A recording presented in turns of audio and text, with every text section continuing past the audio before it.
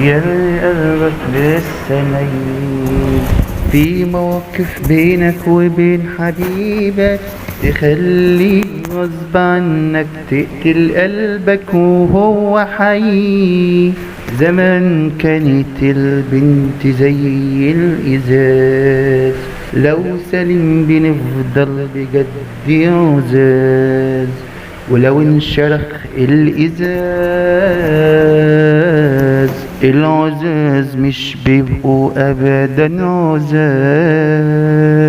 خبطت على كل الأبواب، لقيت ورا وش الملاك غش وخبث وكتير أنياب.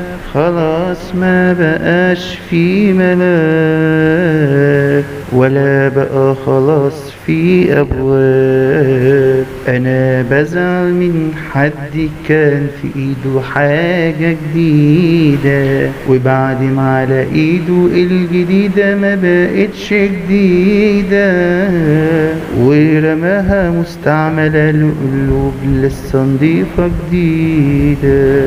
طب ذنبها ايه القلوب دي تطلع عليها عقدك القديمة؟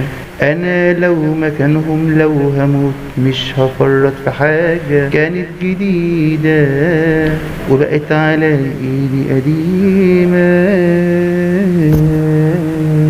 لاني بحبها وهي جديدة، ولما تقدم معايا بحبها اكتر حب عمره ما عشرة. وحد فينا لو مات قبل التاني يموت وراه، والحياة من غير حد فينا ما تبقاش حياة. يا ريت نعمل جروب جديد وجروب قديم، ونخلي القلوب اللي لسه جديدة مع الجديدة، والقلوب المستعملة المعقدة القديمة للناس القديمة. أيام أبهاتنا زمان ما كانوش بيتجوزوا اللي كانت بتحب ولا اللي كانت مخطوبة، عشان اللي كانت بتحب قلبها زي الرغيف عايش ناقص حب.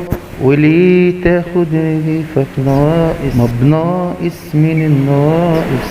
واللي كانت مخطوبة عقدها تعور زي الطوبة، وبنرحم عقلنا ونفسنا من سؤال يا ترى سابها ليه؟ سابها عشان مرضتش تديله اللي هو عايزه، ولا سابها بعد ما خد اللي هو عايزه؟ أسئلة كتير وكواليس غامضة سرية جدا، ولو مستخبية عليك مش هتبقى مرتاح، وبرضو لو عرفتها مش هتبقى برضو مرتاح.